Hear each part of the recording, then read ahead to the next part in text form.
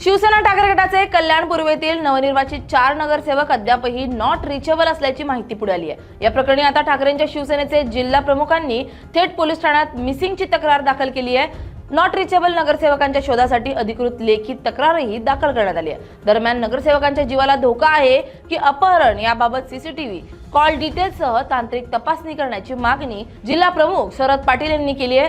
जिथे असाल तिथून माध्यमांसमोर या असं सांगत वरिष्ठांच्या आदेशानंतर तक्रार दाखल केल्याचे जिल्हा प्रमुख शरद पाटील यांनी स्पष्टीकरण देत माहिती दिली आहे। कल्याण डोंबिवली महानगरपालिकेची जी सार्वत्रिक निवडणूक झाली होती त्यामध्ये शिवसेना उद्धव बाळासाहेब ठाकरे पक्षाचे जवळजवळ 11 नगरसेवक निवडून आले, पण त्यामध्ये 4 नगरसेवक हे नॉट रिचेबल आहेत। तर कल्याण पूर्वला मधुर म्हात्रे तसेच कीर्ती ढोणे हे 2 नगरसेवक कल्याण पूर्व विधानसभेत असल्यामुळे आमची एक नैतिक जबाबदारी आहे की आमच्या पक्षाचे जे नगरसेवक नॉट रिचेबल आहेत त्यांची चौकशी करणे, त्यांच्या सुरक्षिततेविषयी काळजी करणे आणि जे काय नॉट रिचेबल झालेलं आहे तर त्यांना जे काय सत्ताधाऱ्यांनी पळवलेलं आहे तर त्याबद्दल आम्हाला एक आणि जनतेला पण जे काय अविश्वासाचं वातावरण झालेलं आहे की आमच्या चिन्हावर निवडून यायचं, जनतेशी पण प्रतारणा करणं हे कोणालाच आवडलेलं नाहीये आणि त्यामुळे आज पोलीस स्टेशनला आम्ही त्यांची मिसिंगच्या संदर्भात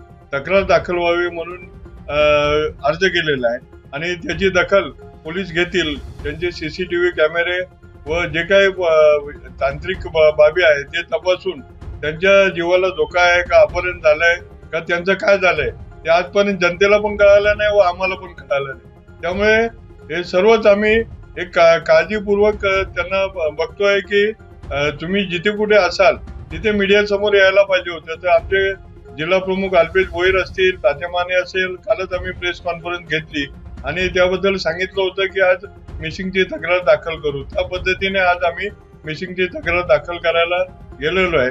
तर त्यांच्या वरिष्ठांशी चर्चा करून ते पुढील कारवाई करतील असं आम्हाला त्यांनी सांगितलं।